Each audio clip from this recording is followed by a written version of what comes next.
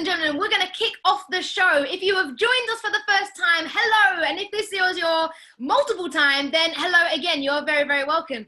My name is Swazi, and welcome to Quarantine Question Time, hosted by My Life, My Say. This is a new digital space for young people to receive expert advice on coronavirus and its impact on young people. This show will take place every Thursday from next week, starting 7:30 p.m. And watch out on our socials, because we've got a couple of international events happening next week, so keep your eye on the socials as well. Each week, we will aim to select a panel with a broad range of views, knowledge and experience, with panelists who are relevant to the big stories or debates of that week. Make sure you join us on the socials. Please follow @MyLifeMySay on Twitter and be part of the conversation using the hashtag QuarantineQT, because we're using this to follow up the questions and your comments so we can get that into the conversation as well. I am ready to meet our very special guest. Can you just give me a wave, guys? Because you're just so gorgeous. Look at this in the sunshine. Hey, the rain was mad today, so we're adding sunshine to your Zoom call. We have got the one and only Nimco Ali, OBE, activist and founder of the FIRE Foundation. Hi, sis. How you doing? Meet myself. Hi, I'm good. Thank you very much. Thanks for having me. No, thank you for joining us. We've got Dominic Good as well, Head of International Trade at the Food and Drink Federation. That is a title, my friend. How are you doing? Hi, Swazi. I'm great, thank you. Great to join you this evening. How are you? Yeah, good. We've got Dr. Sonia Adesara in the building, medical doctor and activist. Hi, Sonia. How you doing? Hi, I'm all right. Thanks. How are you? Yeah, good. Thank you. I love the fact that you've tuned in at work just to add that extra. Do you know what I mean? Extra pepper to the convo. And finally, we are joined by none other than Lord Simon Woolley, founder of Operation Black Vote. Hello, sir. Thank you. Good evening. And I guess you've got to have one old person on the show. I'm honoured. I mean, you've got to have one grandee or wannabe godfather. Call me what you like. It's a pleasure to be on the programme with you, talking with the panelists and young people. Oh, you guys, thank you all so much for jumping on this week's conversation. Let me run everyone through a few ground rules. So there's a few functions at the bottom of your screen, guys, and one of them is called Raise Your Hand.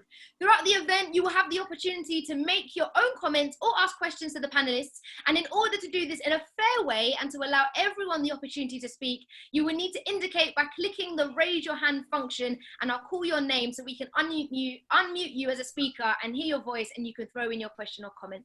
There's also a function called Q&A. If you prefer not to speak, that's absolutely fine. You can write down your question and type it out so that we can see it on the Q&A function and add that to the conversation as well. And also something called live polling. We will be practicing democracy in action by giving you the opportunity to vote throughout the event. This is going to pop up on your screen real soon, because we're going to go through our first poll of the evening. And the question is this, ladies and gents: what worries you most about COVID-19? That's our first poll of the evening. What worries you most about COVID-19? The answer should pop up on your screen. We've got 8 options. We've got job security, people close to me who are at risk, my mental health, economic crisis, the strain on the NHS, getting ill myself, supplies and housing. So young people, get your votes in. We're going to take the answer at the end of the show, but let me throw it over to some of the panelists that we've got sitting here. I want to know from Nimco, let's go over to Nimco first. Of those options, which one do you think young people will choose as the number one thing that worries them most about COVID-19? I think job security might be high up there, but I think for me it's mental health. I think like even myself, like, you know, being self-quarantined for 7 weeks, it's actually quite full on. So yeah. I think that's one of the key things. So I think a lot of young people will go for job security, but I do think, like, you know, things are going to change, and change doesn't necessarily mean it has to be a disadvantage. So I think this is a moment for globally for us to really think, and specifically for us on this side of the world with the G7 and part of the G20, to really think, like, you know, that there is a different way to look at the global economy. So I would like to say to young people, this is an opportunity for us to do things differently. So don't be too afraid about change. Yeah. Amazing. Yeah, great 2 answers as well. I'm sure for the last couple of weeks they've been coming up as ding, ding, ding #1. So yeah, we're still taking in the answers. Dominic, what about yourself? Out of those 8 options, which one do you think that young people will say, yeah, that's the #1 thing that worries me most? I think right now, probably people close to me who are at risk. And I think so many of us have friends, family, loved ones who are working on the front line in the NHS, in care homes, and in jobs where they're putting themselves at great risk at the moment. And I think that's an enormous strain, an enormous source of anxiety for people right now. But I think, as Nimco said, following up closely on that, the piece around job security is something that feels like it's really going to grow in the weeks ahead as furloughed workers find out what's going to happen with their companies, whether they have jobs to go back to when, you know, for my industry, restaurants and cafes and pubs start to reopen. So I think that's one that we probably haven't hit the peak of it yet, but will grow in the weeks ahead. Yeah, amazing. And Simon, what do you think may be the #1 pick? I think as has been said, job security is going to be high up there. I mean, let me just say this, that post-COVID-19 will be the biggest challenge, particularly for young people. I can envisage that post-COVID, there'll be an extra million people unemployed. And this will fall mainly on young people. Now, that's an enormous challenge for them, for society, for businesses. But, you know, here's the silver lining, that when we come out of this tragedy, this crisis, I think politicians will be receptive to a new contract on who we value, how we do things, transforming the infrastructure of our society. I think young people should take the reins and start making demands. Yeah, all the young people at home are like, yeah, we're going to start cheering for this. So yes, as well, and last but very not least, Sonia, which one do you think may be the #1 pick? You're on mute, sis. You got on mute. We need all your gems. Yeah, it's an impossible question, and actually I think they all are linked. So not having a job, economic insecurity, of course, will impact your mental health, and then, you know, your fears about your loved ones again will of course have an impact on your emotional well-being and your mental health. So I think it's difficult to really bring them apart, but I do think looking after your mental health in this period is really, really important, and something that we often forget to do. So really important that we look after our mental health. So sleep, not spending too much time on social media. There's all these things that we can do to keep yourself mentally healthy, which is as important as staying physically healthy as well. Yeah, amazing, amazing. Thank you. So that's our poll, ladies and gents. What worries you most about COVID-19? So those are your 8 answers. Get your votes in, because we're going to take the result at the end of the show. So stay with us, because your vote does count. And I'm going to throw it over now to some of the panelists. We want to find out who these guys are, what they're doing in a time like this as well. And if you've just locked in, welcome, welcome, welcome. My name is Swazi. You've locked into My Life, My Say, Quarantine Question Time. And tonight we are looking at how COVID-19 and how it affects people from ethnic minority groups. Now, this is a huge, huge conversation. Lots of people going off on it. So we've got the best of 4 minds, really, to kind of unpack from their areas and really hear their take on it. So I'm going to go over to Dr. Sonia first. And I love the fact that we've got a doctor in the house. So Sonia, tell us a little bit about your remit. Tell us a little bit about, your relationship to this question as well. And just on a day-to-day, what are you up to? So hi everyone, I'm Sonia. I'm a junior doctor. Over the past few weeks, I've been working on a COVID ward and also in an A&E department. And my outside of work, I campaign on issues around migrant access to healthcare and racial injustice, particularly in our healthcare system. And I've also, over the past few years, been campaigning on issues around health inequality and also austerity and how it impacts people's health. Amazing, amazing. And what's it like to be on the front line? Gosh, it's up and down. As in, we know the issues that they've been on the front line. It's of course stressful. And you know, look, in my ward, the staff are all amazing and brilliant, and throughout this crisis have showed just the amazing amount of care and professionalism to all of our patients coming in. But it is, you know, everyone's worried, and we know the risks that we are being exposed to.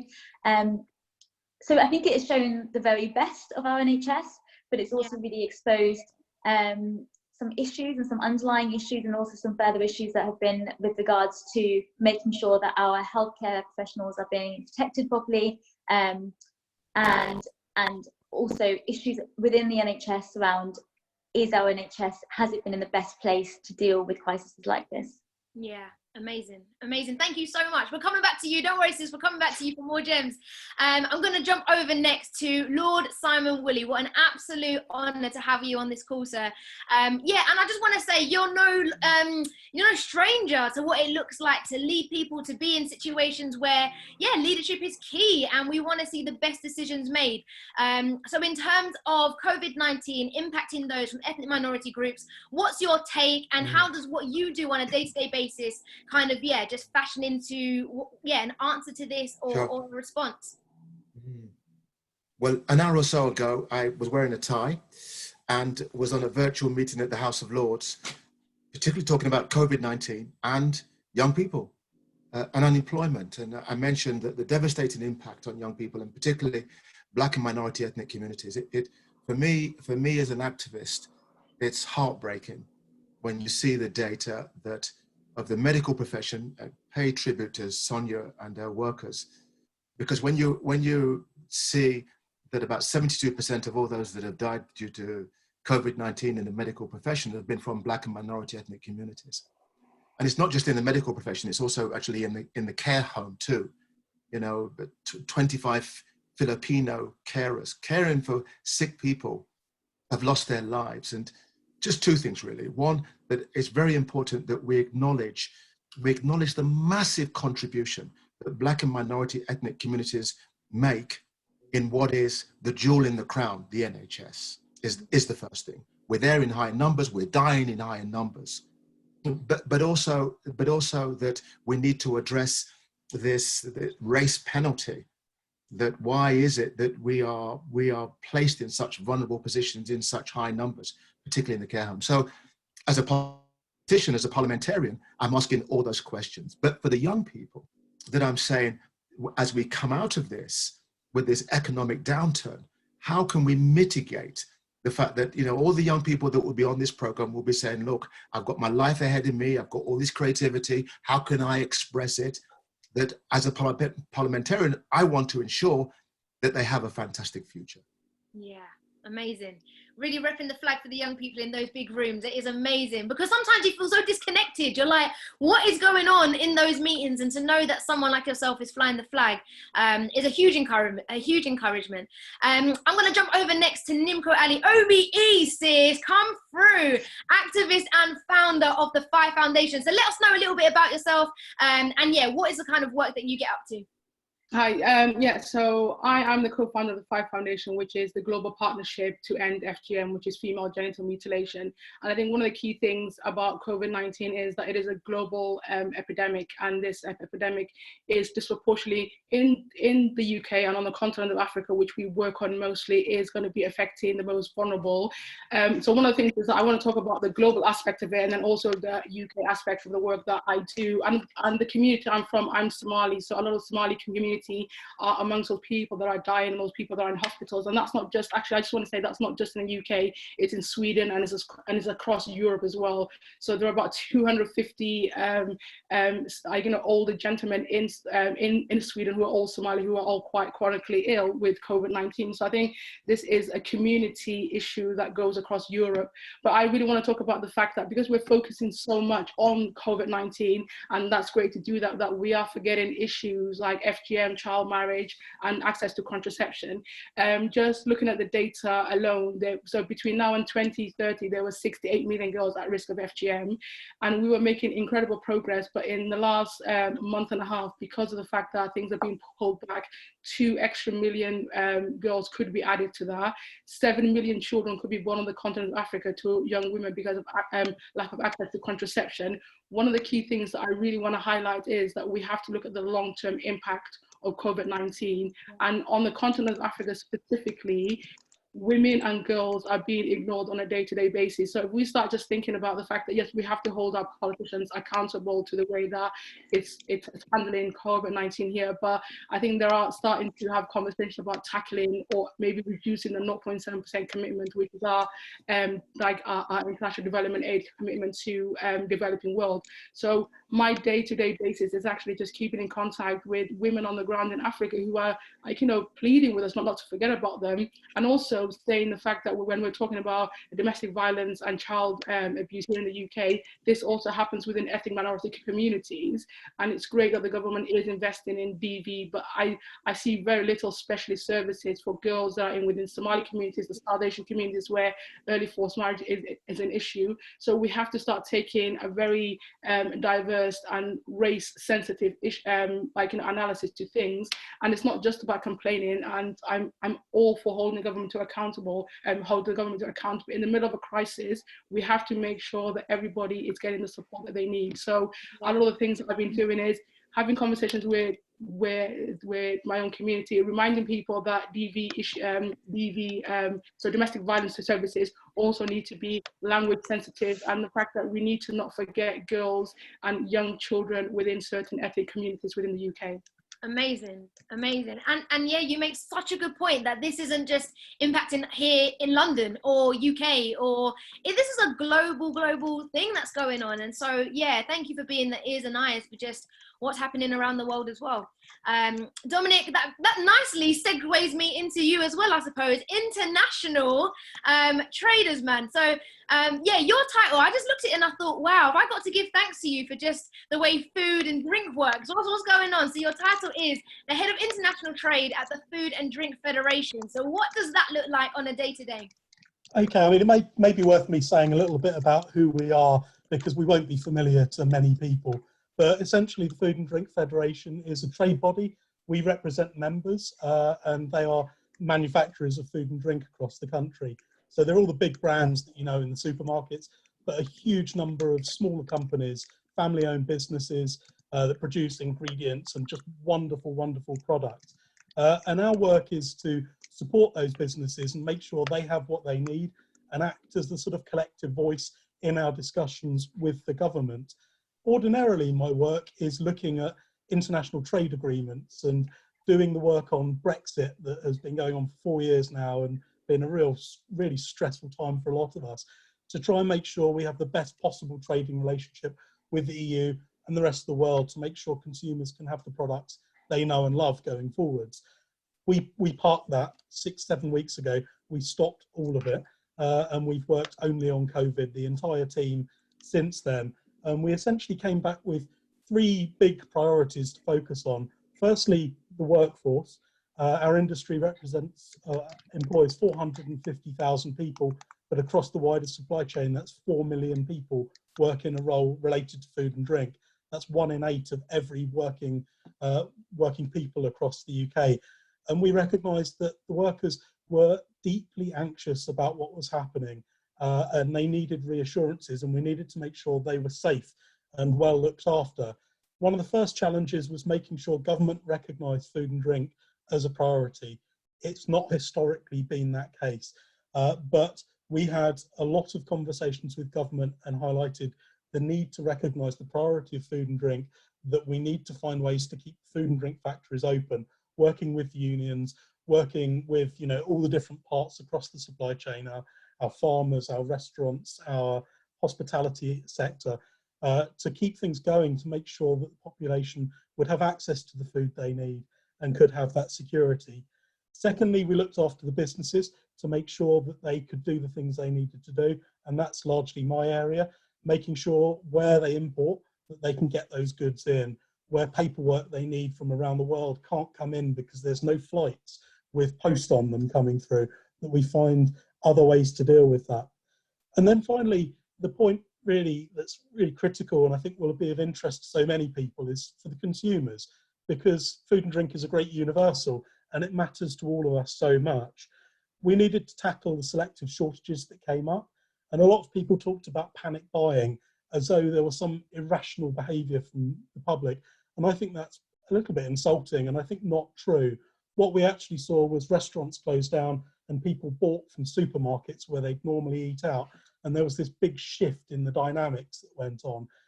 And industry took a few weeks to respond to it, but we did. And we filled those shop shelves. We made sure people still had what they need.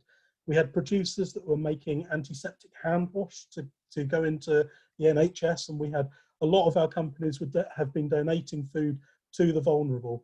I think one key point that I will make, and we're very keen on making with government, is that there remains a very big gap in the treatment of the vulnerable around food and drink, and they fall between the gaps between numerous government departments. So we've been saying that there's a real urgent need for government to put in place a dedicated Minister for Hunger to make sure that the good work that Fair Share, the Trussell Trust and all the food banks do is not just left to them, it's something for government to step in and really lead on and support.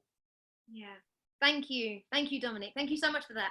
You know, it's amazing to speak to all of you guys, because you're all in areas of work that for someone like me, you think, okay, I've gone to the shops and there's not anything there. Like, what's that all that about? And knowing that, you know, I can put a face to a name and know that that work is going on. So yeah, thank you so much. We're going to open it up really as soon as possible for Q&A. So you guys at home or wherever you are logging in, drop in your questions. We want to go through as many as possible. You have got a stellar lineup of people who are going to take your questions. And so we're going to kick things off. And also this conversation is all around how COVID-19 is affecting those from ethnic minority groups. And so really we hope in the next half an hour, we can't get through all of it, but we hope that we do a chunk of it as to understanding, is that true? Why is that true? Is it as simple as thinking, well, is it true that as many people from ethnic minority groups are on the front lines, therefore they're in contact with the virus? Is that true? We're going to unpack and try and do all of that as much as possible. So our first caller on the line goes to Telly Lawal. Telly, are you there with us? Hello. Hello? Hi. Hi, how are you? I'm good, thank you. How are you? Yeah, good, thank you. Thanks so much for joining us. Let us know your question. Of course. So I'm sure, as our panelists will know, the government has called an inquiry into the reasons why we're having ethnic minorities are disproportionately affected by coronavirus. Do you think enough is being done, or do you think this inquiry will just be one that will highlight what we already know? And yeah, just generally those thoughts on that, please. Amazing. Thank you, Telly. I'm going to throw that over to Lord Simon, really, because I'd love for you to just maybe unpack what is this inquiry for those who are jumping on now, who may not have been aware of that. What's the inquiry and what's it all about? Well, as I said before, the disproportionality of Black people dying and affected has been through the roof, a devastating impact. And so the cry from the Black and minority ethnic communities is that we need an inquiry. The government responded, and now the Public Health England have set this inquiry with a Professor Kevin Fenton, that I think we need a bit more transparency. We don't know what the terms of reference are, and we don't know if it's going to include, for example, socioeconomic data that looks at poverty index in this analysis. It's needed. We need to be more transparent. We need to take people along with us. But I would argue that if we get this right in this questioning, that we can begin to remodel the way that our society is. Because at the moment you've got care workers, for example, some of them on 0-hour contracts or low paid, having to make an impossible decision. Do I go to work? Do I go to work and risk being contaminated and then taking it back to my family or elderly people? Or do I stay at home and not be able to pay the rent and not be able to feed the family? Impossible decisions. I hope this inquiry will cover that. Yeah, amazing. I just wanted to jump over to Sonia as well. I know you're nodding along, and I just wanted to hear from your perspective, what's it like to be a junior doctor, to have the inquiry going on? Do you feel those pressures of coming to work and running that risk as well? What's it been like for you?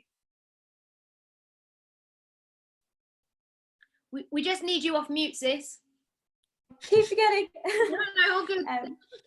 Yeah, so I was saying is that I think the first thing is that what we need to acknowledge is that disparities of health between racialized groups in this country is not a new phenomenon. So we know for many years that people of colour, Black and ethnic minorities have faced barriers accessing healthcare, and we know that they are at greater risk of preventable and premature deaths. And I think, I guess in the past few weeks, the narrative that's been used to explain away the disproportionate deaths needs to be scrutinised, and that focus on innate biological differences is not very, well, frankly, it's unscientific, but I also think it distracts away from what we know to be the underlying causes of health inequality. And I also think it removes scrutiny and accountability from those in power that have allowed these inequalities to exist and continue to exist in our society. So to a very large extent, your health is determined by the social world that you're born into. So your diet, your ability to exercise, your wealth, your stress levels, all of these things have a massive impact on your health. And I think the question we need to be asking is, why is it that people of colour in this country are more likely to live in poor housing, are more likely to not have access to open space, are more likely to live in poverty, are more likely to be in these insecure, low-paid, undervalued jobs? And so and if that inquiry is not asking those questions, then we're not going to be getting the right answers. So the health disparities that we've seen between people of colour and white British people very much mirror the social and economic inequalities that we see between those groups. Amazing. So I do I guess I welcome the inquiry, but we have had lots of audits in this country already highlighting that racial inequalities exist. We have lots of academic and public health studies to explain why we have these health inequalities, but we've also had 10 years of policies that have exacerbated and further widened these health inequalities in this country. So I guess unless this inquiry is asking the right questions and seriously addressing the underlying problems of inequality and structural racism, then we're not going to, this problem of racial inequality and injustice will persist. Yeah, amazing. Thank you so much to you both really for shedding so much light on that. We've got a follow-up comment from Melisha Johnson. Melisha John, sorry. Melissa, are you there with us? Sorry, can I just add something to that? I'm just going to take Melissa and then I'll take yourself. Hi, Melissa. Sorry, it's Melisha. My question was in regards to a different point. So if the other panelist wants to answer that, that's totally fine. Melisha, lovely to talk to you. Yeah, I'll go to Nimco first and then I'll come back to you. Is that all right? Perfect. Yeah, so one of the things that I really agree with what Sonia is saying, but one of the key things is that this is a two-way street. I think we have a lot of evidence out there in terms of health inequalities that are not just within ethnic minority communities, but also within poor white working class communities. And one of the key things, and one of the things that I really hope is that this pandemic shows that we need a stronger public healthcare system. And I think the NHS is great at dealing with chronic diseases like cancer and everything else, but we're not really good at dealing with the health of the country. And we've kind of allowed everybody to have this self-responsibility, and then everyone just turn up at A&E and say, well, I paid into the NHS, so I need to be treated. I really do think that post-COVID-19, we really need to be looking at a UK public health narrative where we're talking about access to contraception, what we're talking about cancer, we're talking about healthy eating, and we're really talking about ways of really educating young people. And obesity is one of the biggest killers in this country, and obesity is a massive impact on ethnic minority and white working class communities. So I'm hoping that as a result of this AIM inquiry and of COVID-19, that we will spend more money and time on public health. Yeah, amazing. Just before I take the call, I'm just going to go over to Dominic and ask in under the umbrella of change, and we're really hoping to see change once all of this is scrutinized, like everyone's saying, and we ask the right questions. In terms of your world of work, what changes are you hoping for? I think, the scrutiny is absolutely critical to all of this. The thing that worries me is that will have a certain timescale, and we've heard from the Prime Minister earlier today that they will be communicating about reopening society and getting rid of the lockdown next week. That poses an enormous risk for those people returning to work, and we need something much more immediate so that we can learn the lessons of where things have worked well and where people have managed to continue working in safe environments. So I think there's something really critical needed very, very urgently on that, so that people who are going to be asked to return to work potentially as soon as next week, that they have the reassurance they need that they can work in a safe way, because I think the fear I have is that that's going to play into so many of those problems that you highlighted at the beginning with your question around anxiety, around mental health challenges, and feed into making a problem that we've already seen with this very stark data even worse. Sorry, I was on mute. Yeah, perfect. Thank you. I'm going to go over to our caller next. Melisha, have I got your name right? Melisha John? Are you with us? This is honestly like radio. You never know if your caller's there. Hi. She's on mute. You was on mute, sis. Let's give us your question again. Okay, no worries. Yes, so my question is in regards to domestic violence. I read that there were 50 million more cases predicted around the world this year due to the pandemic. So with the work that's going on, what do you think the impact will be on women's lives across the world? And with anyone facing domestic abuse, what are the go-to organisations that they can contact that safe spaces? Yeah, brilliant question. If I can throw that over to Nimco, and also if you do have any of the references, if people are in that situation and want to reach out, they'd be great to hear as well.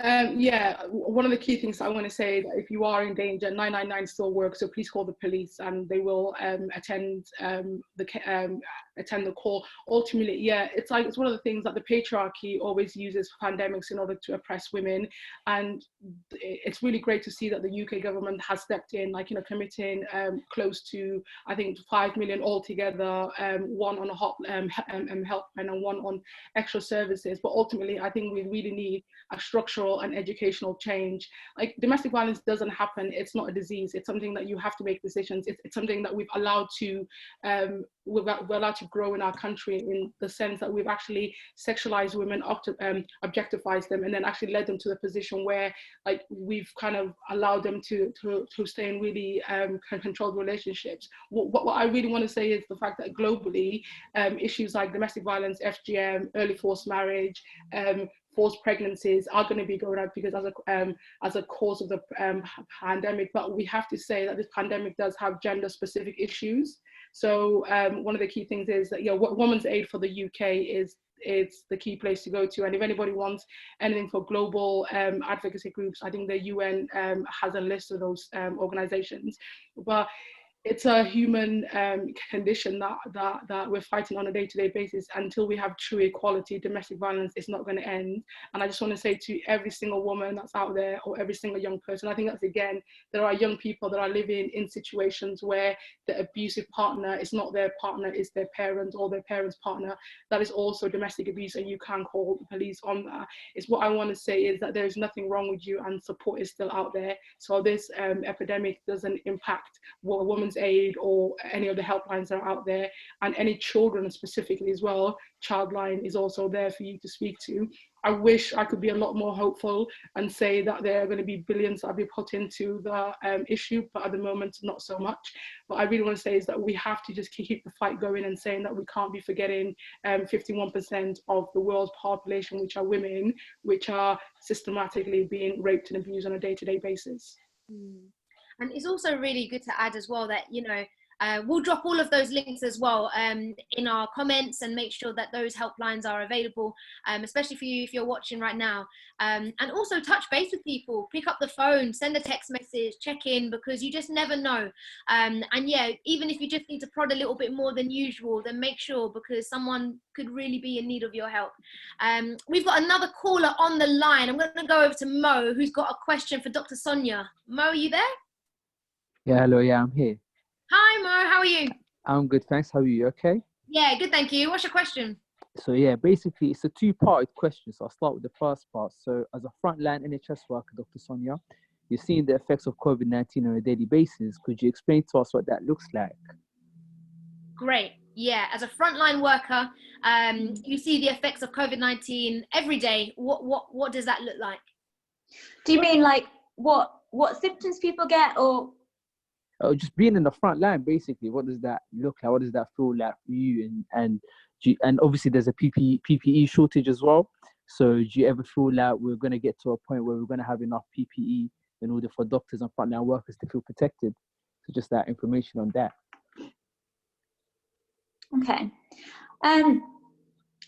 So it's actually people with COVID, they present with quite similar things. Essentially, they have difficulty breathing, their oxygen levels go low, we need to give them oxygen. And sometimes if they're really struggling with breathing, we need to take over their breathing for them. So they may need to be intubated and go into intensive care. So that's what it looks like. I think something that I have noticed, particularly working in A&E over the past few weeks, is that I have been concerned that we are not seeing all the other issues that people normally come into hospital for. So I have been a bit concerned that actually, particularly like last week when I was working there, the A&E was quite empty because we have two parts. We have the COVID and the non-COVID part, and the non-COVID part was very, very quiet. So that has been worrying me over the past few weeks. Your question about protective equipment. So there is an issue of protective equipment, that there hasn't been enough. And there is concern that our guidelines are different to the World Health Organization guidelines and the European guidelines. So for example, on my ward, when we're working with COVID patients who are symptomatic and we're doing close care, we are told that we are safe just wearing an apron and a surgical mask, and that's one that is not fitted to your face, so there's gaps around it, and many of us feel that that's not offering optimum protection. And I don't think that we are going to be getting enough protective equipment. So what I've been calling for in the past couple of weeks, for the government to actually be honest that we don't have enough protection, and then we can make arrangements. So I've had discussions on my own ward about there's certain members of staff who are at higher risk of dying from this virus if they get it, and that is people that are older, that have health problems, that are Black and ethnic minorities. So we are having these quite frank conversations. We're like, look, I think you are at higher risk. Some of us are at lower risk. We know that this equipment is not really good enough to provide us optimum protection. So let's have these discussions about who should be providing that close care and who shouldn't be. It's unfortunate that the government hasn't been more transparent about that. And it is quite a raw issue. Like in my trust, we've had 2 people die, and then both of them were quite young. One was a healthcare assistant who was training to be a nurse. Another one was a nurse. And then this week we got emailed to say that a junior doctor had died. So it's raw, it's real. And I guess what's really upset me this week is I spoke out about this on the BBC on Monday. And then this week I've had Tory MPs tweeting things about me, and I've had my face being put on newspapers and the Daily Mail, and I've had just ridiculous amounts of abuse all week, and it frustrates me because I'm like, this is a real issue. I don't want to be playing games on this. Like, we actually need action and honesty and transparency, because lives have been put at risk by the lack of action and the dishonesty that we're getting on this subject. Yeah, amazing. And we just want to encourage you, sis, like, keep going. Like, hate or hate, do you know what I mean? If people are going to say what they're going to want to say, but just keep fighting, because it's so true. And I think when you come so close to it and you lose the people you're working with, it makes it so real, like you say. So thank you for your work. And it's not just healthcare stuff. You've got to remember, it's people's families. So I have colleagues who their family members now are unwell, and that guilt that you have, then as a healthcare professional, like, you're putting your families at risk. So you have to think about that as well, that it's healthcare professionals and their families. We are humans as well. Yeah, amazing. Thank you. We have got a question has come in from Kanza. Hi, Kanza. Thank you so much for sending in your question. They're 25 and want to know, why is it that individuals from BAME are being affected more? And why is there nothing being done by the government to alert ethnic minorities to take extra precautions during the crisis? Thank you, Kanza. Thank you so much for getting involved. I'll shoot this over to, Lord Simon Woolley. Would be great if you could take a first pick at this one. Oh, yes. Well, it's not straightforward. I mean, that historically, that our communities, Black and minority ethnic communities, have always been drawn to the caring profession. My mother, when she came on part of the Windrush generation, she became a nurse and spent the best parts of her years with the NHS. So we're there in disproportionate numbers as doctors, as nurses, as porters, as cleaners, and so we're overly exposed. I think as Dr. Sonia kind of highlighted, there's a lot of inequality within the health system. And so I've had news that a lot of doctors feel particularly pressured to be in COVID-19 wards even though they haven't got the right equipment.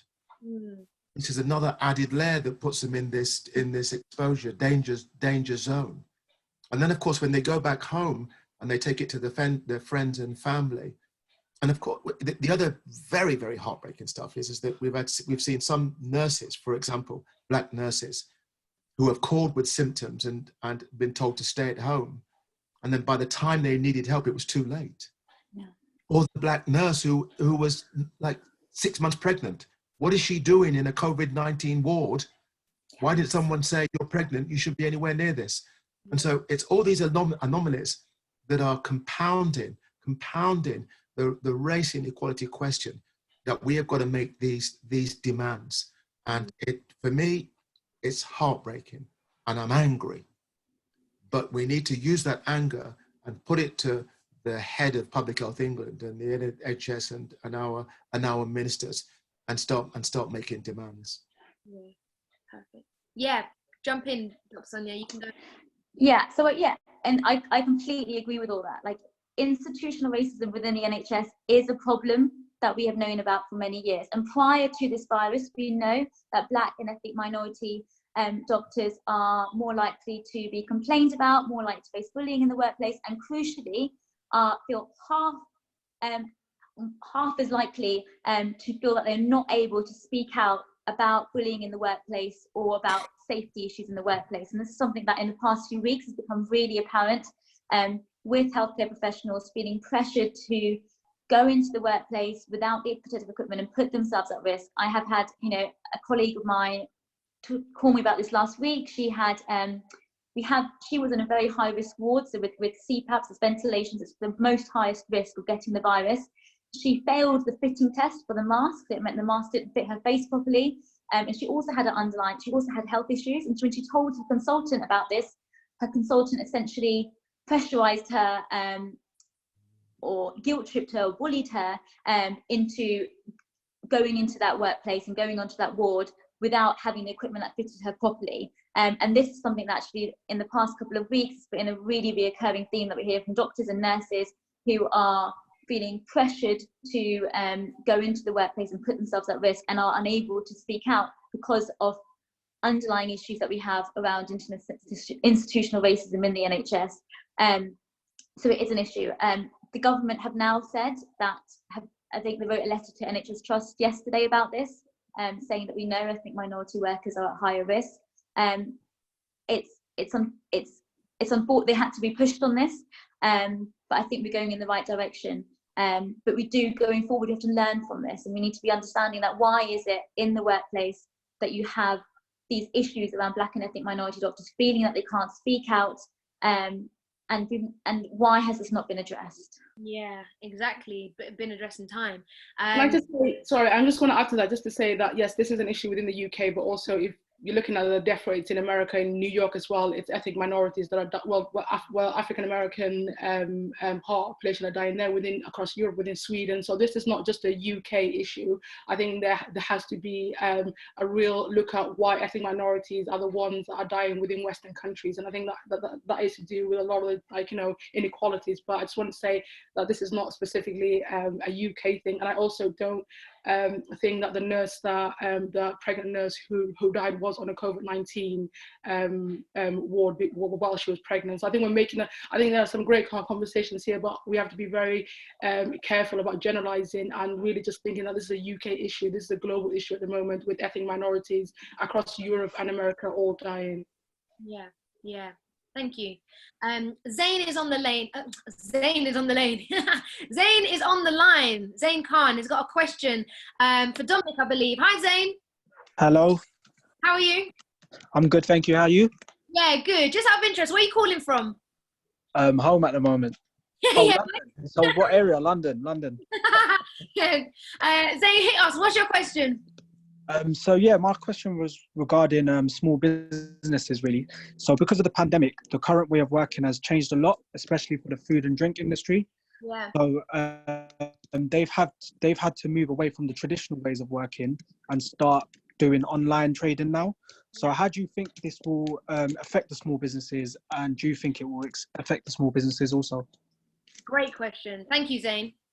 It is a very good question. I mean, it's a massive challenge, and some businesses have done very well to switch from selling in bricks and mortar shops or other premises to moving to online. But it's not easy, and it costs quite a lot of money to do that. And to be able to sell food and drink remotely comes with so many challenges around making sure that food is safe and hygienic and it reaches the customer in a way that's fit for purpose. The government has done quite a lot in terms of making loans available and some grants for smaller businesses. But I think what I see is that it's really difficult for businesses to access those finances to help businesses get ready for it. And in some cases, the banks are not being terribly helpful. We continue to have almost daily conversations with the governor of the Bank of England and various other figures in the Treasury and the Department for the Environment to say to them that this is really critical now.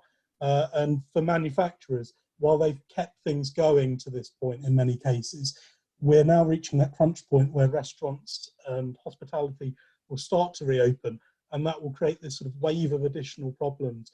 And companies are running out of cash. I think there's no two ways about it, particularly micro businesses and family-owned businesses. They have weeks to go in terms of the cash they've got, and they urgently need help with this.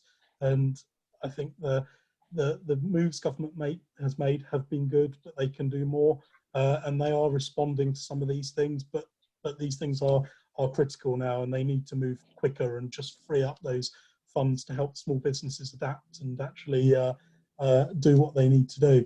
I think in the longer term, this move to more e-commerce and online trading was inevitable, and you see so many great businesses that have been doing that for a while, but this has been the impetus for them for many others to sort of start to make that switch.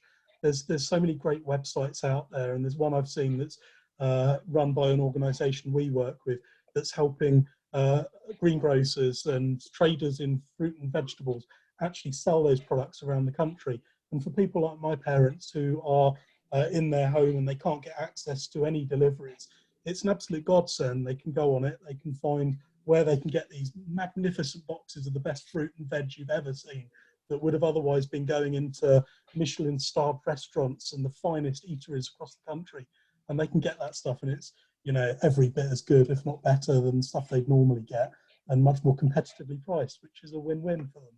Yeah, definitely a win-win. Thank you for sharing that, and thank you for your question. We've got questions coming in the Q&A. Hi to Andrew, who's locked in. Andrew says, we hear numbers from the government regarding deaths from COVID-19. Why do they only supply hospital deaths and not total deaths, which will obviously include care homes and others? Yeah, great question, Andrew. Great question. Lord Simon Woolley, we would love to hear from you.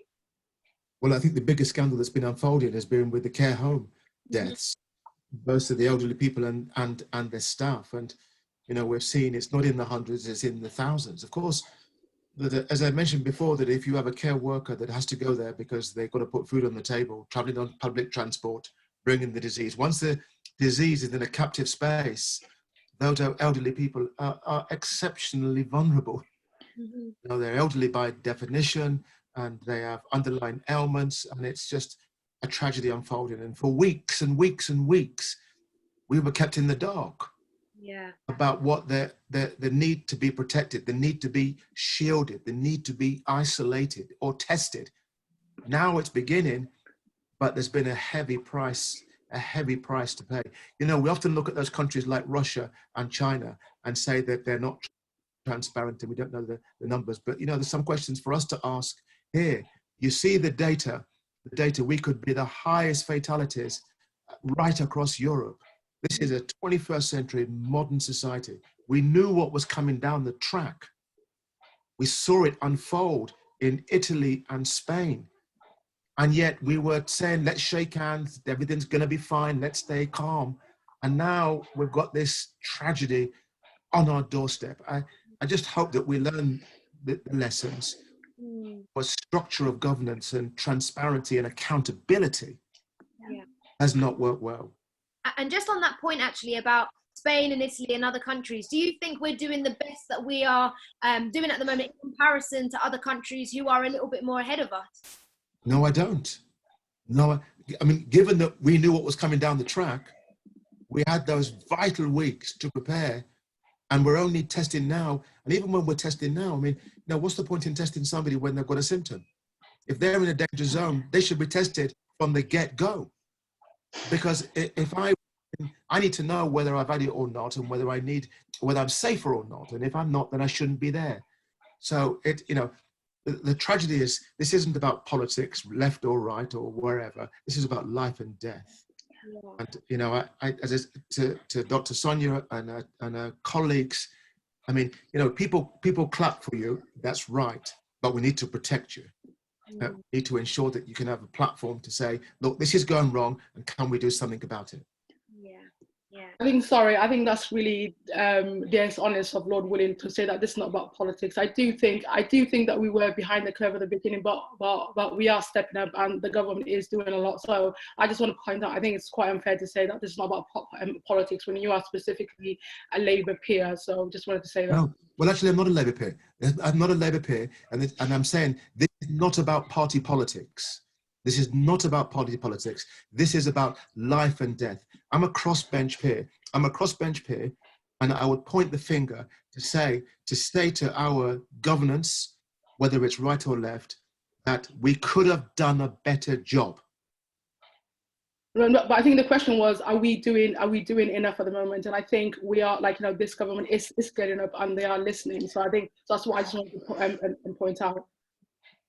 On the point on data collection, I think this is in part a legacy from the economic crisis of 2008 and 2009 that saw enormous cuts taking place to the civil service. And it's a problem that we faced as an industry. I mean, aside from the collection of data on deaths, the key data sets that we used to have, that businesses relied on and that were really important, have been cut back. And the ONS, the Office of National Statistics, has faced similar cuts to a lot of the other departments and government bodies. And that is a consequence of what we're seeing now, the ability to respond and to get that data together and make sure it has the integrity that's required is hampered, frankly. Yeah. Dr. Sonia, we'll go to you and then we'll go back to the poll, so go for it. I agree with what has been said. I think it doesn't take a rocket scientist to see that the delay and the inaction and the dithering at the start of this pandemic by this government has cost lives. We have seen huge numbers of cases and huge numbers of deaths in this country, and some of them could have been prevented. And if you look at other countries, if you look at Germany, if you look at South Korea, they have kept their death rate and number of dying from this virus significantly lower than this country. So I think we need to be honest about that, and only honesty would allow going forward to make sure that we have the best strategy to stop any further preventable lives lost. I'd also want to just the point about care homes and also mental health. I think the lack of transparency of what's happening and also the lack of protection to workers is an utter scandal. So prior to me moving to this COVID ward, I was working in mental health, and in our mental health trust, we have had deaths of the mental health staff and also deaths of mental health patients on the mental health wards. And I think it has been shamelessly forgotten. And I do think this isn't about playing party politics, because this for me is about, we need to be honest and transparent, because otherwise more deaths will be lost. Yeah. And again, talking about testing, for example, the government are saying we're doing lots of testing. We're not. We're not doing mass community testing, and the World Health Organization have said very clearly that if we want to suppress this virus, we need to be doing mass community testing. That's finding every case in the community, testing them, tracing their contacts and isolating. We're not doing that. The government needs to be honest about that. Again, with protective equipment, we do not have enough protective equipment to keep workers safe. Again, they need to be honest about that so we can make adjustments in the workplace to ensure that no further lives are lost. So it's not about playing party politics, it's about being honest, about being transparent, and we do need to hold the government account to make sure that no further unnecessary lives are lost. Yeah.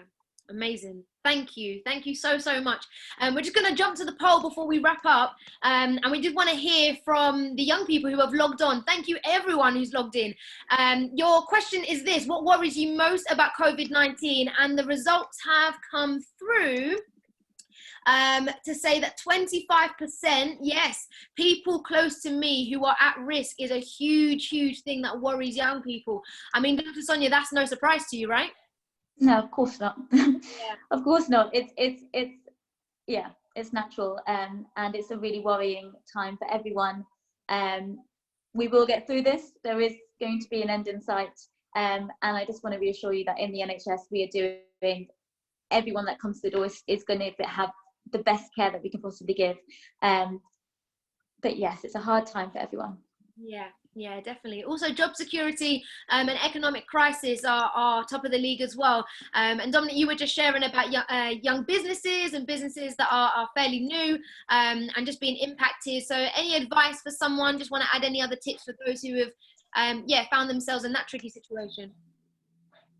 Reach out to trade bodies. There's a lot of help out there, and I think we've heard from the other speakers on all sorts of issues. There are people out there that are there to help you. Our organisation is a member organisation, but we've opened the doors to the entire industry throughout this crisis. We have a helpline via email. I can share that with you. If any business owners or young business owners or any sort of workers in our industry have questions, come to us. If we can't answer it, we will help find someone that can do. But there is no shortage of support out there. It's just finding that right person. Yeah. And Nimco as well, any other links that you want to share or where people can find you? Well, I'm on Twitter, but ultimately I think the Women's Aid number is the key thing, and that 999, if anybody's in danger in terms of domestic violence, is the key thing, because the police will come to a case if, like, you do call them. And refuges are still open as well, so I just want people to know that services are still out there. Yeah. And Lord Woolly as well, what about for young people? You're flying the flag in your meetings and we appreciate it so much. If someone is young and wants to get involved and has that heart to be like, yeah, I've got a voice and I want to use it, where would you point them to? Well, to my organisation, Operation Black Vote, we need talented black and brown faces in high places. But just on the domestic front, there's a great website, government website, Domestic Abuse, How to Get Help. And there's another, ethnicity and economic impact on COVID-19. If they Google that, ethnicity and economic impact of COVID-19, it'll give them the information. Information is power. That young people today need to take up that leadership role to own the space, start making demands, left, right, and centre. It's your time. Yeah. Amazing. And the last point from Dr. Sonia, go on. I just had a thought. I think the current crisis has also exposed that we may not have the best people in power making those decisions. So I think if you're a young person watching this and you think you could do a better job, put yourself forward, go and search out Operation Black Vote, get into politics, because we need some bright minds for the future, I think. Yeah. In power. Perfect note to end on. Thank you. That's our wrap, guys. Thank you so much for tuning in. Thank you to all of our amazing special guests for this episode in particular. This is My Life, My Say, Quarantine Question Time. My name is Swazi. We're back every Thursday to do this all over again with some more brilliant minds to think about how COVID-19 is really affecting our lives, and particularly with young people as well. So Dominic, Lord Woolley, Nimco, and Sonia, thank you so much for jumping on. We'll catch up with you guys very, very soon. And until then, make sure 8 o'clock you clap for your NHS as well. We'll see you guys very soon. Shout out to everyone on the socials. Take care. Bye. Bye.